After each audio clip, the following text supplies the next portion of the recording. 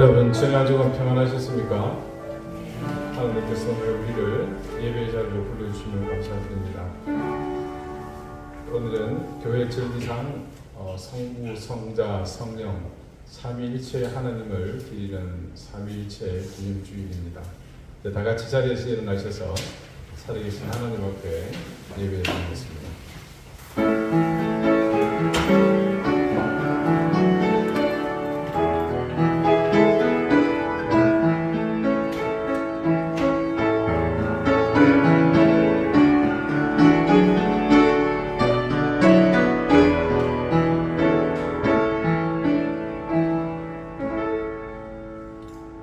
이는 물과 피로 임하신 이시니 곧 예수 그리스도시라. 물로만 아니요 물과 피로 임하셨고 증언하는 이는 성령이시니 성령은 진리니라. 증언하는 이가 셋이니 성령과 물과 피라. 또한 이 셋은 합하여 하나이니라. 아멘. 삼위로 하나 되신 삼위일체 하나님을 찬양합니다. 창조주 성부 하나님의 무한하심과 전능하심을 찬양합니다. 홀로 우리를 위해 십자가의 제물이 되어주신 유월절 어린 양 성자 예수님을 찬양합니다. 영원히 우리 가운데 계시며 지금 이 순간도 이 모든 사실을 깨닫게 하시며 우리의 영으로 고백하게 하시는 성령 하나님을 찬양합니다. 사랑합니다. 경배합니다. 그리고 감사합니다. 지금의 우리, 과거와 미래의 우리 모든 생의 주인 되신 삼위일체 하나님 영광을 받아주십시오. 우리의 경배와 찬양을 받아주십시오. 예수 그리스도 이름으로 기원하옵나이다. 아멘. 찬송가 6장 함께 찬송하겠습니다.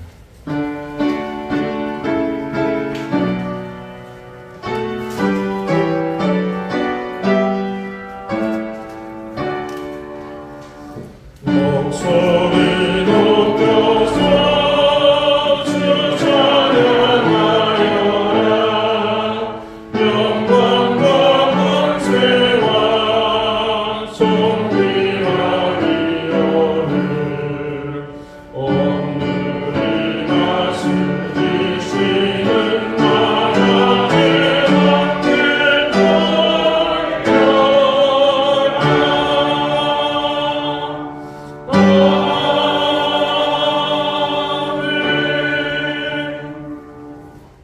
이제 다 함께 참여의 기도를 드리겠습니다. 주님, 저희가 지은 죄를 씻기 위해 지금 주님 앞에 엎드려 사죄의 은총을 구합니다. 죄의 그늘에서 벗어나지 못하고 영적인 성숙함을 가벼이 여겼기에 우리 인생을 아로새긴 모든 시간들은 주님 주시는 은혜와 사랑의 흔적보다 어둠과 죄악의 그림자가 깊게 드리워져 있습니다. 인생을 위해 우리에게 주시는 성경 말씀을 읽노라면 우리 삶이 어떤 모습이어야 하는지를 문자로 가르쳐 주셨지만 인생을 가볍게 여기고 삶에 대한 깊이 있는 이해가 부족하니 하나님의 말씀이 주는 소중함과 귀한 은혜를 제대로 알지 못했습니다. 선한 사람들의 모습을 보며 남의 일이라 여기고 우리는 그렇게 살지 못했습니다. 교회가 감당해야 할 일은 당연히 나의 사명임에도 불구하고 여전히 관심 밖이었습니다. 어리석은 생각에 우리는 살인, 강도, 도둑질만을 죄로 생각하며 그래서 자신의 삶에 너무나 과한 찬사와 기대를 가지므로 정작 내가 짓고 있는 죄에 대해 너무나 무지했습니다. 주님, 우리의 진실한 모습, 감출 수 없는 자아를 이제 주님의 임자와 자비 앞에 모두 쏟아냅니다. 우리를 불쌍히 여겨주십시오. 이제는 하나님과 나만이 아는 은밀한 죄를 생각하며 계속해서 침묵 가운데 참회의 기도를 드립니다.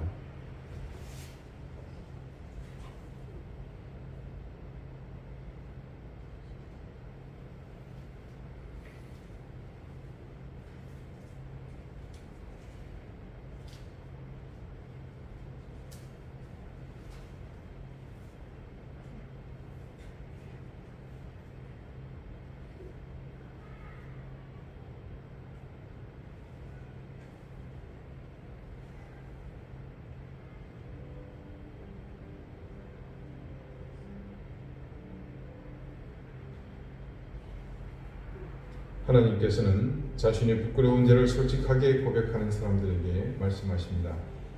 너희는 여호와를 만날 만할 때에 찾으라. 가까이 계실 때에 그를 부르라. 악인은 그의 길을 불의한 자는 그의 생각을 버리고 여호와께로 돌아오라. 그리하면 그가 긍휼히 여기시리라. 우리 하나님께로 돌아오라. 그가 너그럽게 용서하시리라. 아멘. 이제는 사도신경으로 우리의 신앙을 고백하오니 나는 전능하신 아버지 하나님 천지의 창조주를 믿습니다. 나는 그의 유일하신 아들 우리 주 예수 그리스도를 믿습니다. 그는 성령으로 잉태되어 동정녀 마리아에게서 나시고 본디오 빌라도에게 고난을 받아 십자가에 못 박혀 죽으시고 장사된 지 사흘 만에 죽은 자 가운데서 다시 살아나셨으며 하늘에 오르시어 전능하신 아버지 하나님 우편에 앉아 계시다가 거기로부터 살아있는 자와 죽은 자를 심판하러 오십니다. 나는 성령을 믿으며 거룩한 공교회와 성도의 교제와 죄를 용서받는 것과 몸의 부활과 영생을 믿습니다. 아멘. 자리에 앉으시기 바랍니다. 이제 다 함께 성신을 교독하겠습니다. 성신은 교독문 50번, 시편 116편입니다.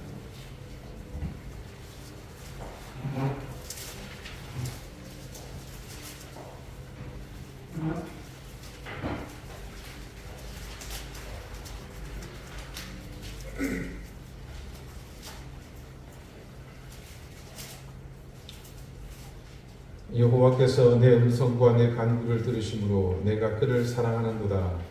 그의 귀를 내게 들으셨으므로 내가 평생에 기도하리로다. 사망의 줄이 나를 두르고 수월의 고통이 내게 이름으로 내가 환난과 슬픔을 만났을 때에 내가 여호와의 이름으로 기도하기를 여호와여 주께 구하오니 내 영혼을 부시소서 하였도다. 여호와는 은혜로우시며 의로우시며 우리 하나님은 긍휼이 많으시도다.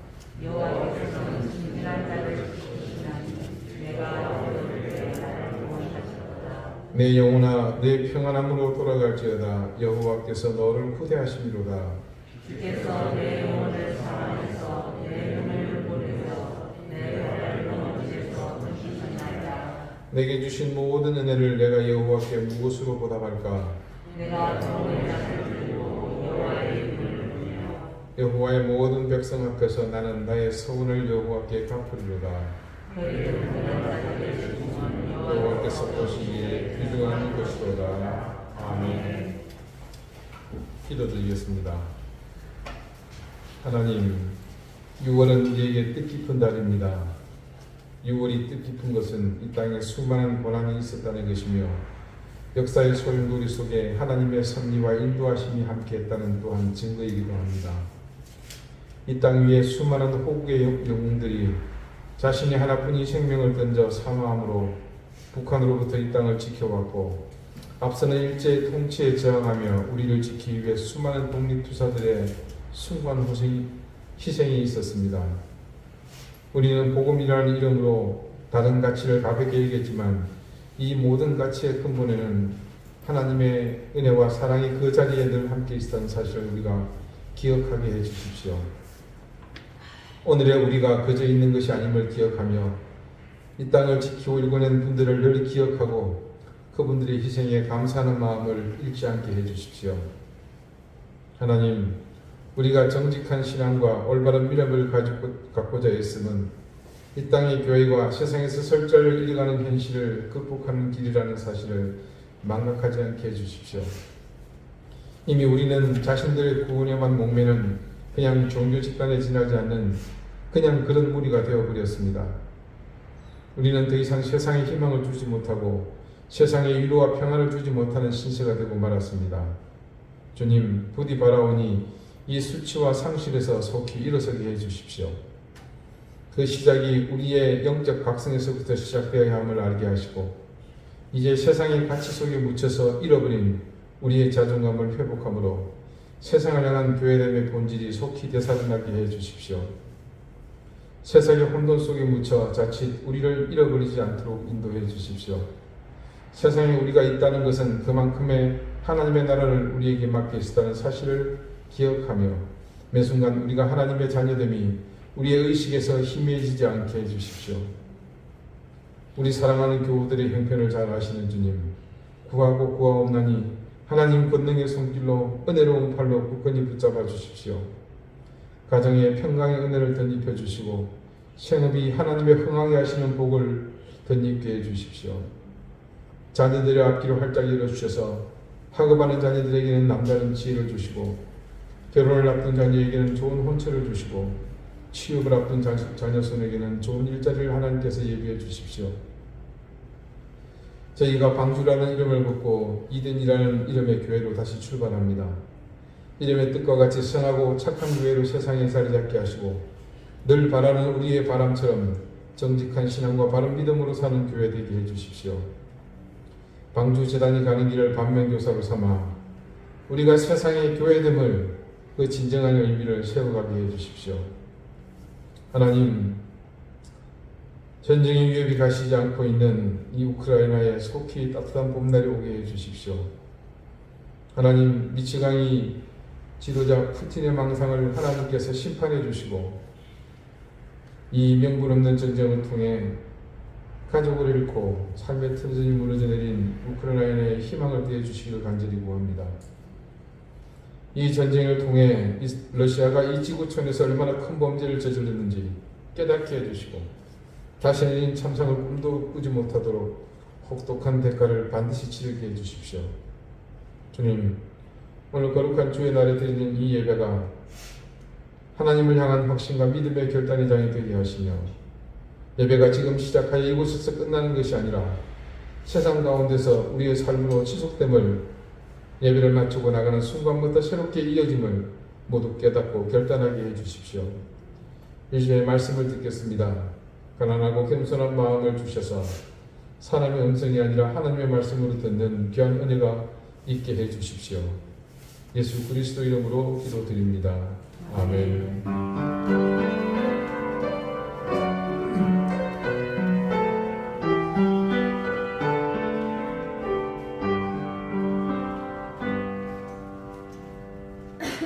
(37장) 함께 찬송합니다. 찬양하여라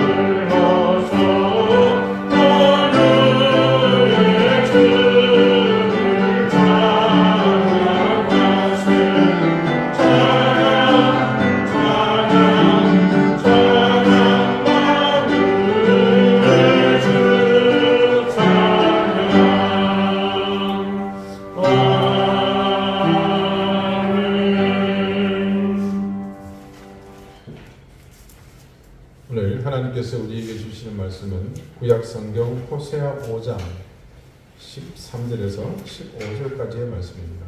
구약 1260쪽입니다.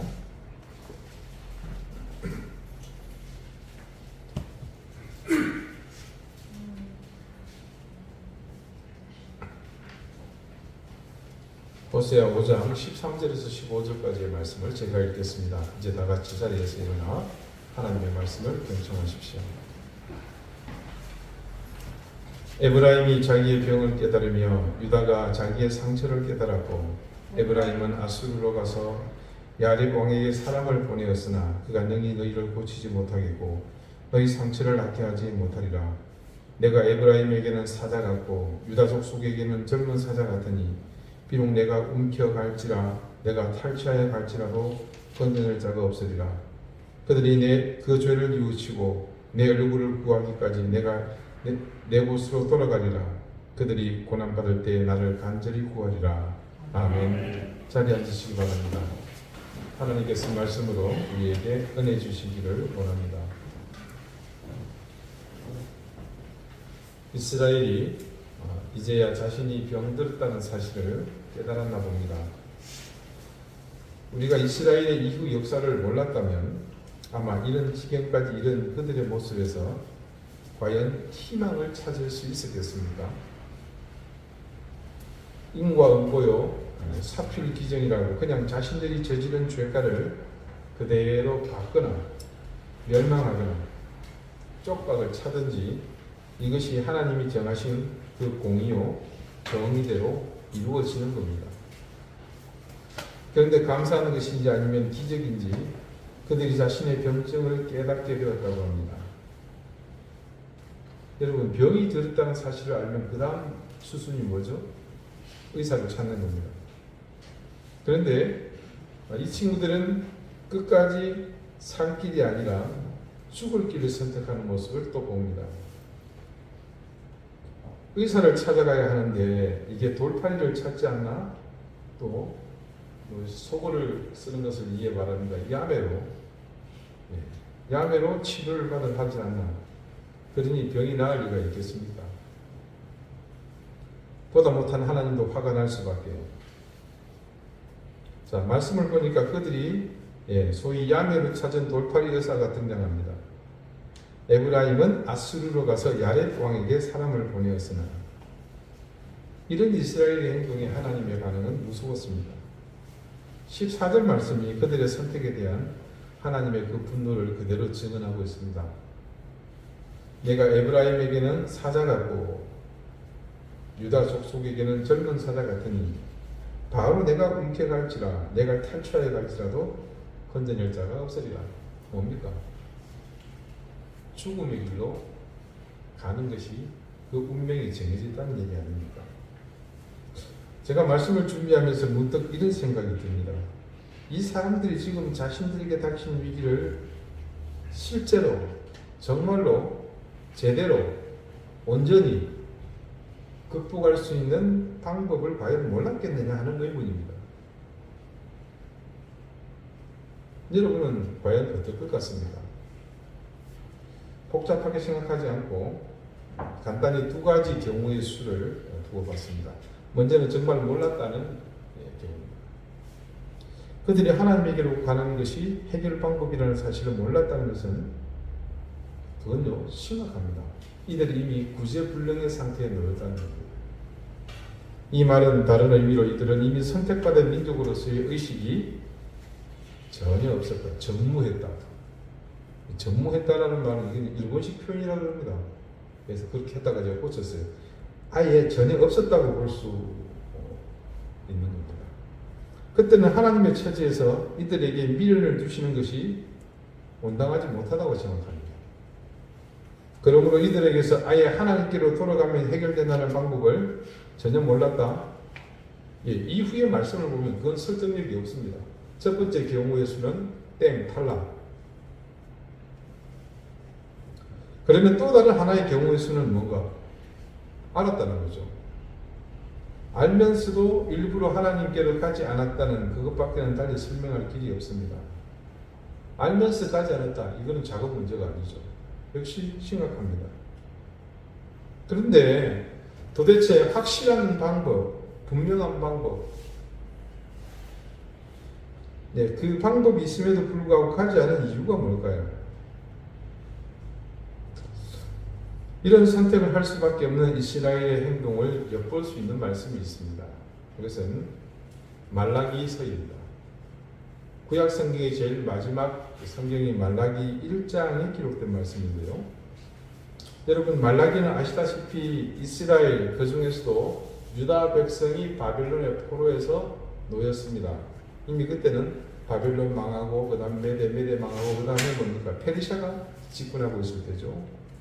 그때 페르시아의 고레스 왕에 의해서 그들이 놓여지고 돌아와서 무너진 성전을 새롭게 세웠고 힘든 과정에 예루살렘 성벽도 모양새를 갖추게 되었습니다. 그 후에 있었던 일을 기록한 말씀입니다. 6절부터 말씀을 제가 한번 읽어보겠습니다. 잠시 내용을 들어보십시오. 내 이름을 멸시하는 제사장들아. 시작부터 별로 좋은 소리 나올 것 같지는 않죠. 내 이름을 멸시하는 제사장들아, 나 만군의 여호와가 너희에게 이르기를 아들은 그 아버지를, 종은 그 주인을 공경하나니 내가 아버지일진데 나를 공경함이 어디 있느냐? 내가 주인일진데 나를 두려워함이 어디 있느냐?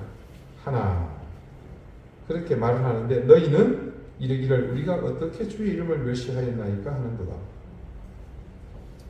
이게 하나님하고 한번 붙자는 이런 뉘앙스죠. 너희가 더러운 떡을 나의 제단에 드리고도 말하기를 우리가 어떻게 주를 더럽게 하였나이까 하는도다. 이는 너희가 여호와의 식탁을 경멸히 여길 것이라 말하기 때문이라. 만군의 여호와가 이르노라. 너희가 눈먼 희생 제물을 바치는 것이 어찌 악하지 아니하며 저는 것, 병든 것을 드리는 것이 어찌 악하지 아니하냐. 이제 그것을 너희 총독에게 드려보라. 그가 너를 기뻐하겠으며 너를 받아주겠느냐. 만군의 여호와가 이르노라. 너희는 나 하나님께 은혜를 구하면서 우리를 불쌍히 여기소서 하여 보라. 너희가 이같이 행하였으니 내가 너희 중 하나인들 받겠느냐. 만군의 여호와가 이르노라. 너희가 내 제단 위에 헛되이 불사르지 못하게 하기 위하여 너희 중에 성전 문을 닫을 자가 있었으면 좋겠도다. 내가 너희를 기뻐하지 아니하며 너희 손으로 드리는 것을 받지도 아니하리라. 자, 들으시면서 대략 내용이 감이 오시죠. 하나님께서 말라기라는 선지자를 통해서 유다의 백성에게 하시는 말씀의 주제는 그들이 하나님께 성의 없이 드리는 제사, 그 무성의한 제사에 대한 지적을 하고 있는 겁니다. 하나님은 그들이 하나님을 공경하지 않고 두려워하지 않는 것을 지적하셨지만 그들은 도리어 뭐라 그랬습니까? 우리가 어떻게 주의 이름을 멸시하였나이까 하는 거다. 그렇게 하나님의 지적에 대해서 대놓고 불만을 표합니다. 그러자 하나님은 그들의 그런 모습이 적나라하게 드러나는 무성의한 제사의 현장을 예시로 드셨습니다. 실례로 든 내용을 보니까 이거 좀 해도 너무하다는 생각이 들죠. 대략 지적하신 내용은 이렇습니다. 먼저 더러운 떡을 드렸다고 합니다. 그런 적 없답니다. 그러자 하나님은 그런 행동이 내 식탁을 더럽히는 일이라고 대답하십니다. 그 다음 제물로 드린 것이 소나 양이나 염소겠죠. 눈먼 것, 저는 것. 여기서 저는 것이라는 것은 요즘은 안 쓰죠. 지체장애를 말합니다. 다리가 불편한 것. 그리고 병든 것을 제물로 하나님께 드렸다고 지적하십니다. 자, 우리 내일 그 제사인데 뭐 어떻게 할래? 빨리 준비해라는데 하죠. 보니까 아까워요. 지금 버리기도 뭐하고 팔기도 뭐하고 잡아다가 가는 겁니다.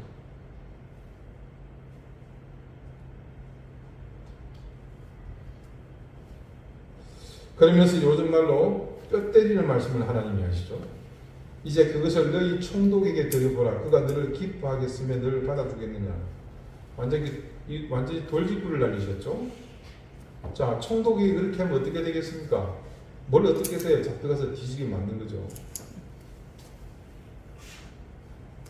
어떻게 자기들 마음대로 성의 없이 하나님께 제사를 드리고는 그 다음 뭘 하겠습니까? 다음 순서는요. 손을 벌리거나 입을 벌리고 하늘을 쳐다보는 거겠죠. 나 제사 드렸으니까 주세요. 그래서 입을 벌리고 있는 손을 내미는 그들에게 하나님이 이렇게 말씀하십니다.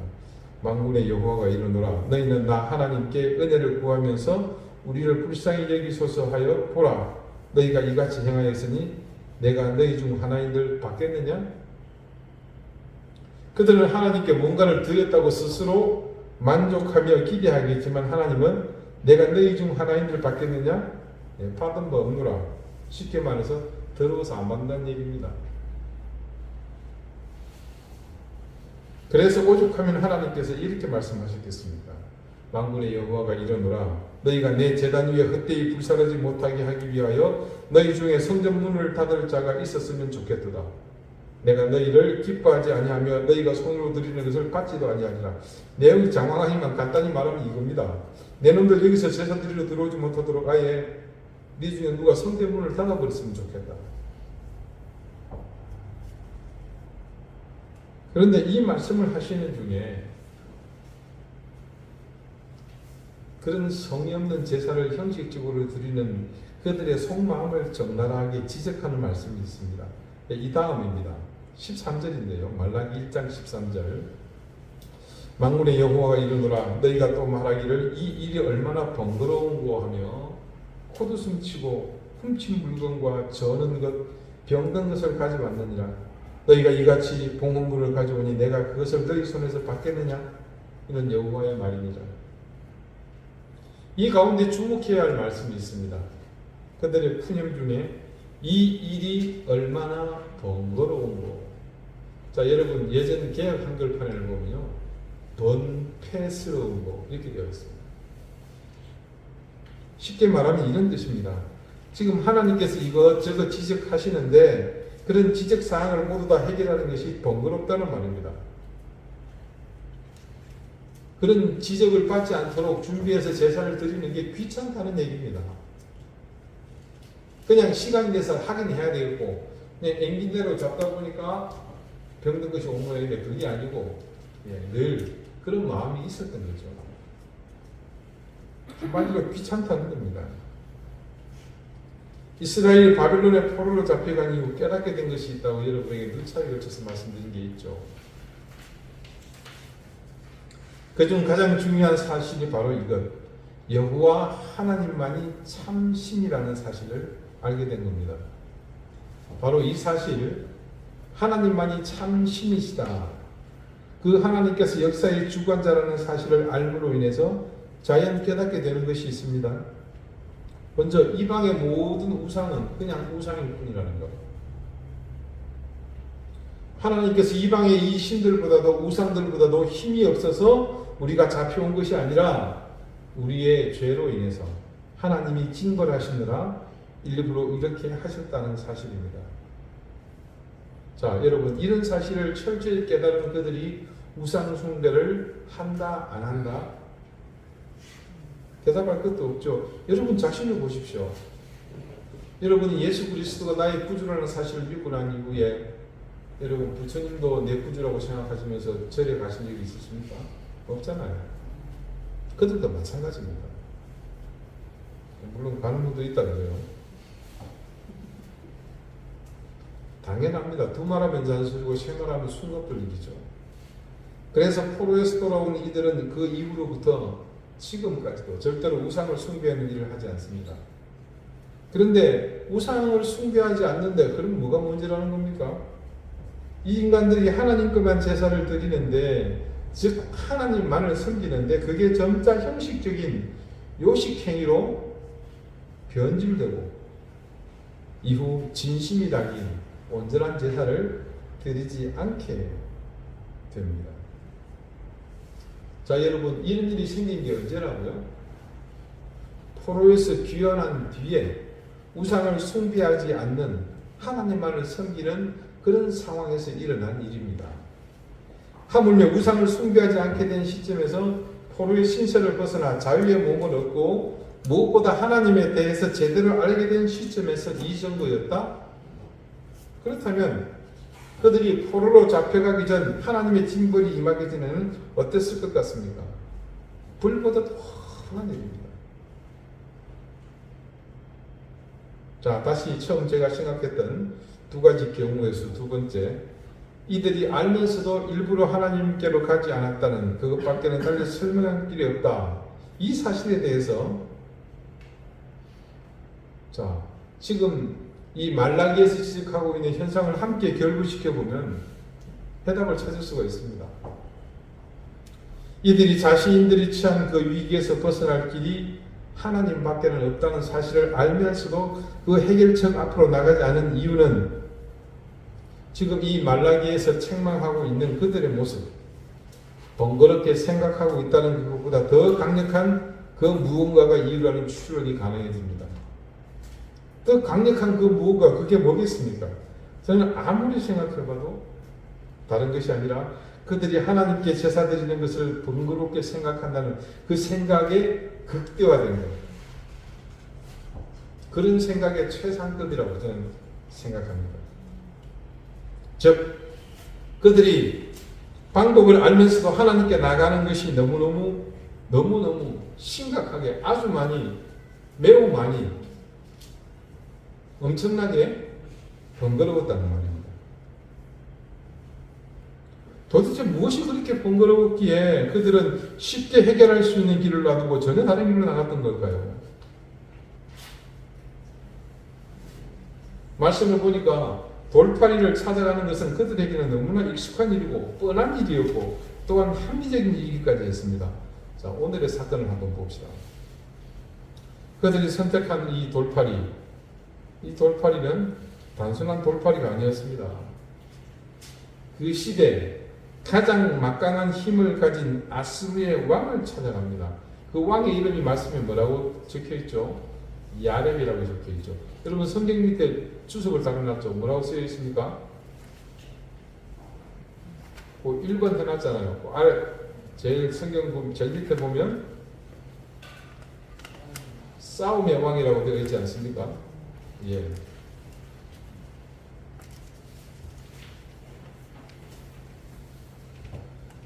자, 얼마나 막강한 존재인지 그 야렙의 이름 자체가 싸움의 왕이랍니다.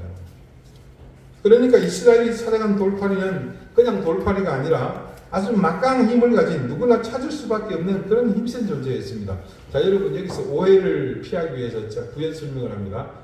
이스라엘이 병증을 깨달았다는 그 병은 뭐 암이나 당뇨나 뭐 이런 게 아닙니다. 뭡니까?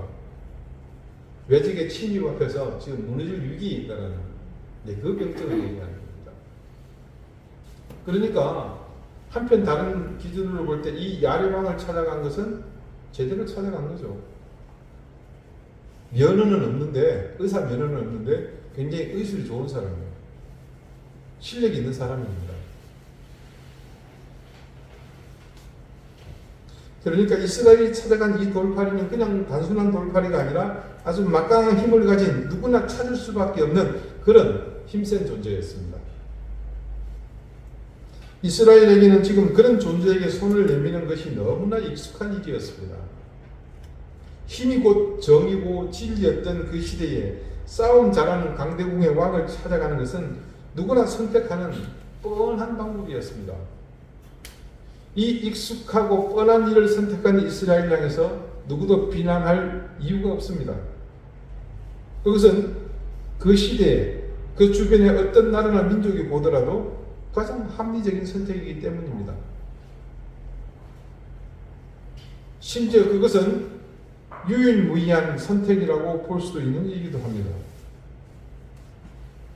그렇다면 도대체 하나님이라는 분명한 방법, 쉬운 방법, 확실한 방법, 정확한 방법이 있음에도 불구하고 그것을 선택하지 못하게 만든 그 엄청나게 어마무시하게 매우 심각하게 번거로운 일은 과연 뭘까요? 여러분들 짐작하시겠지만 그건요, 하나님을 선택하는 순간 그들이 이후로 마땅히 감당해야 할 일들입니다. 단순히 하나님을 선택하는 것을 하나님은 기다리고 계시지만 사실은 그것은 다른 것에 결단이 수반되는 행동이기도 합니다.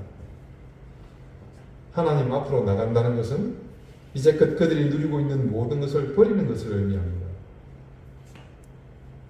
이때 버린다는 것은 단지 소유물을 포기하거나 자신의 것을 폐기하는 것만을 의미하지 않습니다. 지금 이제껏 자신이 살고 있는 삶의 방법을 송두리째 바꾸는 것을 의미합니다. 여러분, 하다못해 이사만 한번 가더라도 얼마나 번거롭습니까? 힘들잖아요. 짐을 옮겨서 힘든 게 아니잖아요. 그렇죠? 집은 어차피 이사심센터 직원들이 다 옮기잖아요.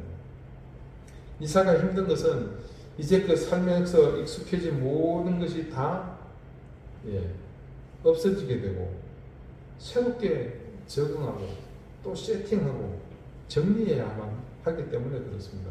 그게 얼마나 힘들고 번거로워요. 저는 지금도 이제 피부로 절감하고 있습니다. 몇 달이 지났는데 아직도 정리가 안 된 게 있습니다. 제가 보기엔 이거 끝까지 정리 안 될 것 같아요.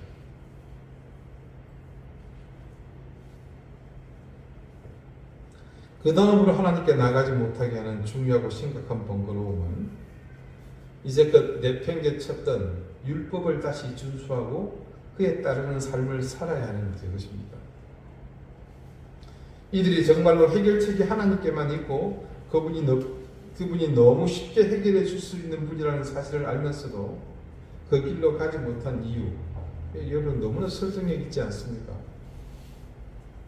결론으로 말해서 그들은 병들어 죽게 된 상황에서 살기 위해 돌파리를 찾아갔지만 이는 그들이 할 수 있는 최선의 방법이었다고 밖에는 달리 설명할 길이 없습니다.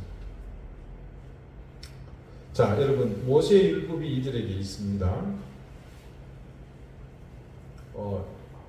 여러분, 율법에 대해서 오해를 하지 않으셨으면 좋겠어요.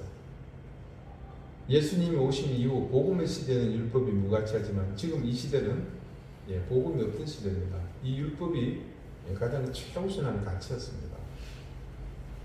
자, 모세에게 율법이 있는데요. 이는 다른 민족에게는 없습니다.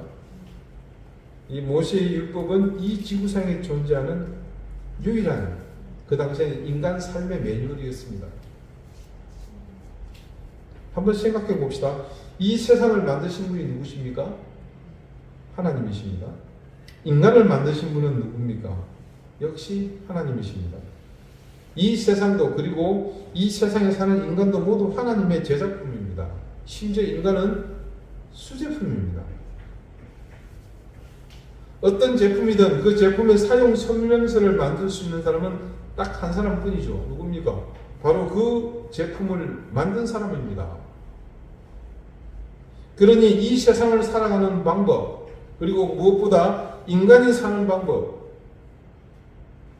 그것보다 더 인간이 세상에서 사는 방법을 제대로 알려줄 매뉴얼은 오직 누구에게서만 나올 수 있다는 겁니까?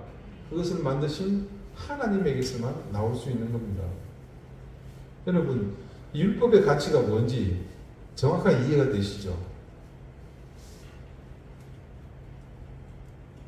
그렇다면 그 율법이 오직 이스라엘에게만 주어졌다는 것이 뭘 말하는 것이겠습니까? 제가 어려운 질문을 하지 않습니다. 네.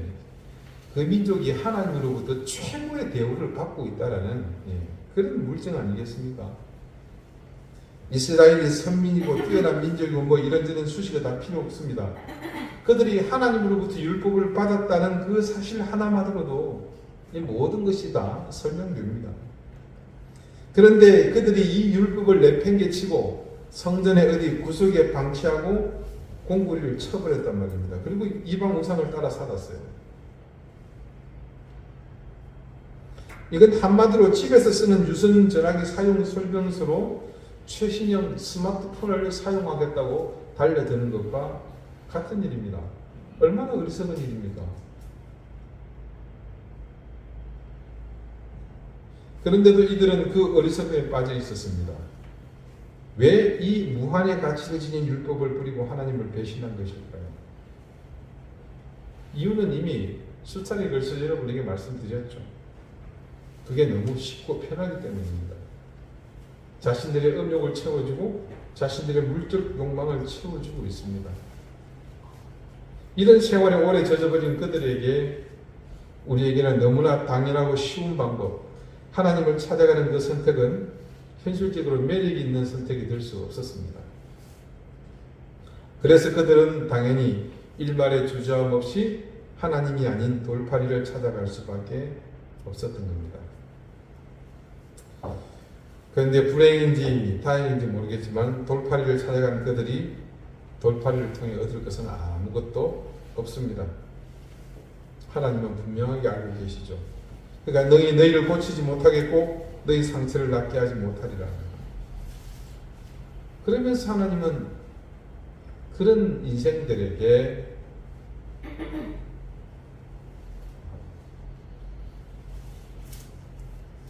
그럼에도 불구하고 분명히 실패한다는 이 경고를 주시면서 끝에는 해결책을 다시 주고 계시죠. 오늘 말씀 15절을 봅시다. 이스라엘이 자기의 병에서 벗어날 해결책을 이스라엘뿐만 아니라 그들의 이런 어리석은 모습을 보고 있는 우리에게도 말씀해 주고 있지 않습니까? 그들이 그 죄를 뉘우치고 내 얼굴을 구하기까지 내가 내 곳으로 돌아가리라. 그들이 고난받을 때에 나를 간절히 구하리라. 자, 그들이 죄를 뉘우치고 지금 자신이 하고 있는 일 혹은 과거에 했던 일이 잘못되었다는 것을 깨닫는 것을 말합니다. 모든 문제 해결점은 시작이었죠. 그들이 그 죄를 뉘우치고 이스라엘에게 지금 필요한 첫 번째 행동은 자신의 죄를 깨닫는 것, 그리고 그 깨달음을 통해 뉘우치는 것이 급선무입니다. 그러고 보면 돌팔이를 찾아가는 행위가 잘못되었다기보다는 잘못을 뉘우치지 못하는 것이 사실은 더 나쁜 것입니다. 하나님은 그들에게 죄를 짓고 악한 일로 하나님께 나가는 것을 포기한 그들에게 이렇게 새롭게 시작할 길을 알려주십니다. 여러분 아무리 생각해봐도요, 신앙인이 신앙인으로 산다는 것은 참 힘든 일인 것 같습니다. 여러분도 그렇게 생각하시죠? 자, 매주일 설교 말씀을 듣지만 제가 여러분에게 신앙생활 열심히 하시면 참 편합니다. 복 많이 받습니다. 애들이 무조건 잘 됩니다. 이런 이야기 해드리면 좋겠지만 그게 본질이 아니니 여러분에게 알맹이를 빼놓고 얘기할 수는 없지 않습니까? 어디 마트에 가서 물건을 사는 사람에게 포장이 제일 멋있고 화려한 것만 골라서 사면 된다고 알려줄 수는 없는 노릇 아닙니까? 가성비를 따져봐야죠. 불편해야 합니다. 그것을 또 감당할 수 있어야 합니다. 그럴 용기가 없으면 그냥 포기하는 게 차라리 나은 것 같습니다. 여러분, 세상에 그리스도인에 의해서 이 세상에 희망을 얻고 우리를 바라보면서 삶의 의미를 찾거나 위안을 얻어야 하는데 그렇지가 못하잖아요. 인정하기는 싫지만 이미 한국의 기독교는 자신들만의 구원에 만족하는 그런 종교적 의미만 충만한 이기적 집단이라는 것이 이제 사회 전반의 인식입니다. 왜 이 지경까지 우리가 이게 된 것일까요? 그 과정을 찬찬히 더듬어 보면, 살펴보면 우리 가운데 지금 보고 있는 그 시대 이스라엘의 모습이 있다는 사실이 드러납니다. 안타깝게도 우리는 그 시대 이스라엘이 흘러가던 그 길을 지금 답습하고 있습니다. 우리 역시 그들이 율법의 말씀을 읽고 살피며 그 의미를 찾지 않았듯이 하나님의 말씀을 등한시하고 있습니다. 물론 등한시하지 않았다고 말할 수 있는 분도 있겠지만 그런 부류들조차도 그 안에 기록된 말씀대로 살지 않잖아요. 그러다 보니 자연 이스라엘이 그랬듯 하나님의 말씀이 우리에게 요구하는 길이 아니라 우리도 우리 속인에 옳은 대로 살지 않습니까?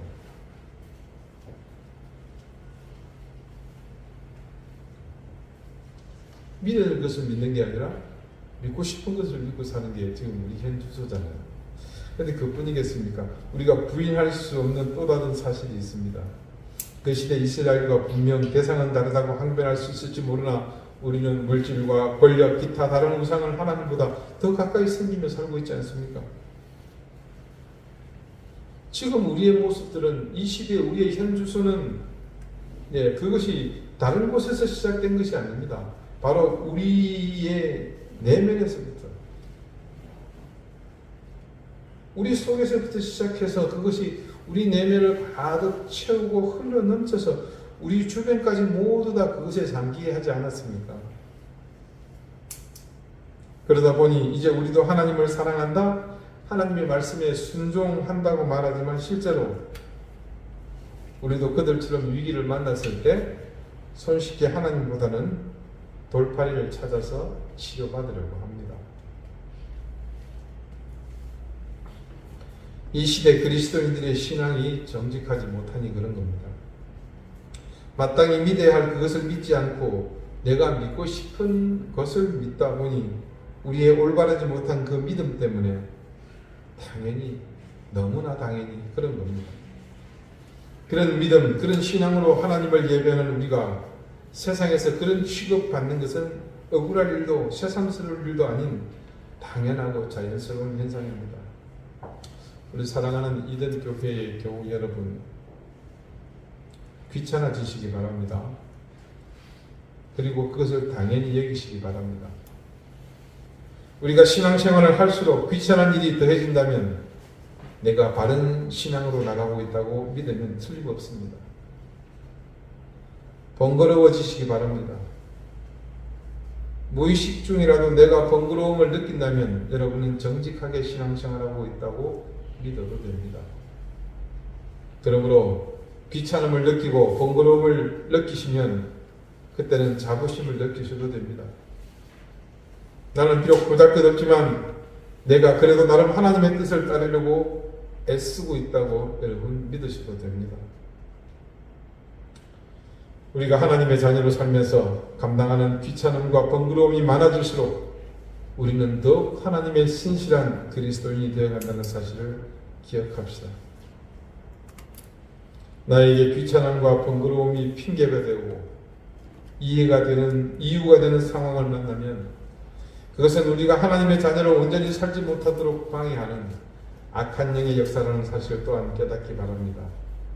그러므로 오늘도 우리 가운데 밀려오는 수많은 부담에 물러서는 것이 아니라 도리어 감사하며 기쁨으로 잘 감당하셔서 이 귀찮음과 번거로움을 통해 더 큰 하나님의 은혜를 누리시기 바랍니다.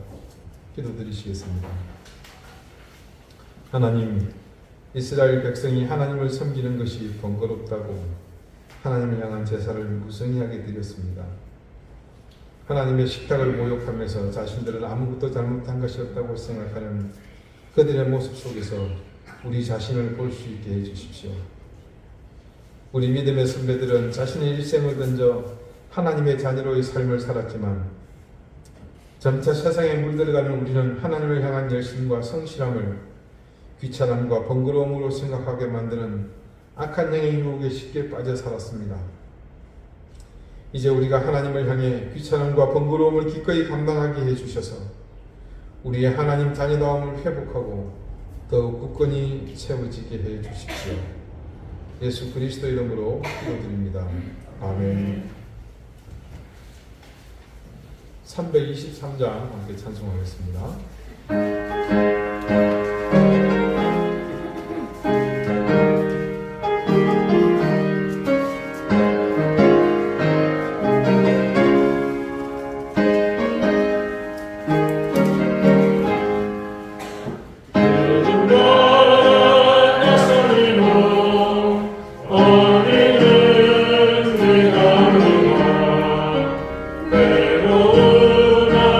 즐거운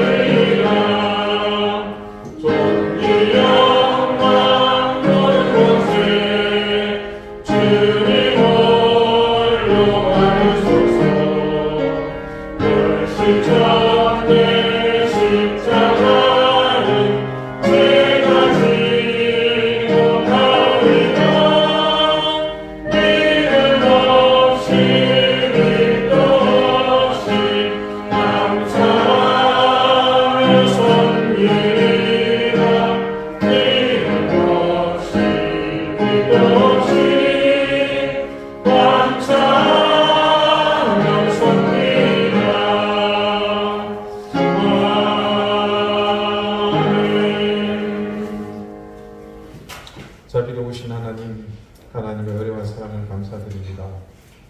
오늘 하나님의 은혜, 하나님의 사랑, 하나님의 놀라운 은총을 기억하는 하나님의 자녀들이 하나님 주신 것 중 일부를 구별하여 하나님 앞에 드렸습니다. 내게 있는 모든 것이 하나님으로부터 온 사실을 기억하며 고백하는 마음으로 하나님께 드렸사오니 하나님께서 기쁘게 받아주시고 드린 손길 위에 하늘의 신령한 은혜와 땅의 기름진 복을 넘치게 되어 주시기를 간절히 구합니다. 하나님, 우리 가운데 있는 고난과 이 환난들을 통해서 우리를 더욱더 연단하신 하나님의 손길을 매 순간 느끼게 해주시고, 특별히 주님 앞에 간구하는 것은 질고로 고통받고 있는 우리 교우들 주님께서 굳건히 붙잡아 주시기를 기도합니다. 우리 양재영 집사님 깨끗해지는 그날까지 하나님께서 비상 간섭해 주시고 육신이 약해지지 않도록 마음과 생각과 그 영혼을, 그 육신을 주님께서 강건히 지켜주시기를 구합니다. 연로한 어른들 주님께서 지켜주시고 또 이 모양으로 고통받고 있는 모든 교우들의 형편을 주님께서 세심히 살펴주시고 하나님의 은혜로 치유의 능력, 긍휼의 은혜를 더해 주십시오. 생업의 복을 주셔서 핍절하지 않도록 늘 지켜주시며 자녀손들이 하나님이 예비하신 큰 복을 받았는데 부족함 없도록 하나님께서 모든 형편을 살피시고 인도해 주십시오. 감사드리며 예수 그리스도 이름으로 공헌 기도드립니다. 아멘. 네, 교회 소식 알려드리겠습니다. 사명여반이 개강이 되었고요. 여러분에게 양해 말씀을 좀 드려야 될 것 같은데 이번 주 제 화요일, 수요일 급하게 서울 출타해야 될 일이 생겼습니다. 그래서 부득이하게 개강 한 주만에 휴무하게 되는 점 양해 말씀 드립니다. 다른 특별한 기도 제목은 없고요. 교회 이름 변경과 관련해서 저희는 또 세무서에 신고를 했기 때문에 저희가 그에 필요한 서류를 제출해야 됩니다. 그 중에 하나가 이제 회의록입니다. 그래서 예배 후에 잠시 그 교회 이름을 바꾸는 것에 대해서 교인들이 동의에 따르는 그 회의를 잠시 가지고자 합니다. 그래서 축도에 잠깐 앉아 계셔서 한 1, 2분이면 될 것 같습니다. 그 절차를 진행할 수 있도록 여러분 도와주시기를 부탁드리겠습니다. 이제 다 같이 자리에서 일어나셔서 앞뒤 좌우 계신 분들과 가정하게 인사를 나누시겠습니다. 54장 함께 찬송합니다.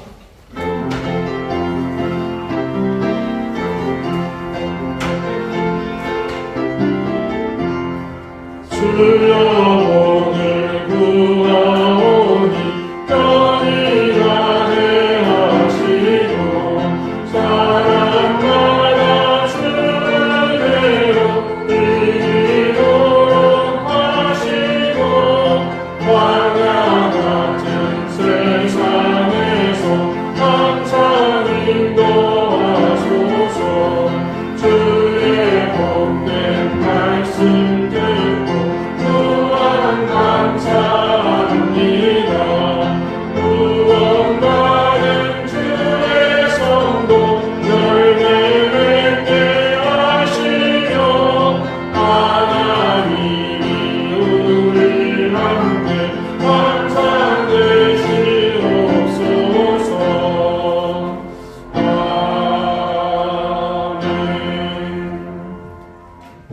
이제는 예수 그리스도의 은혜와 하나님의 사랑과 성령의 교통하심이 온전한 신앙인으로 사는 것이 늘 귀천음과 번거로움을 감당해야 하는 삶임을 기억하며 귀찮고 번거로운 일을 늘 기쁨으로 감당하기를 소망하는, 그리하여 하나님의 참된 신실한 자녀 되기를 소망하는 우리 사랑하는 방주교 이den교회 모든 성도들 머리 위에 이제로부터 영원토록 항상 함께 하시기를 간절히 축원하옵나이다.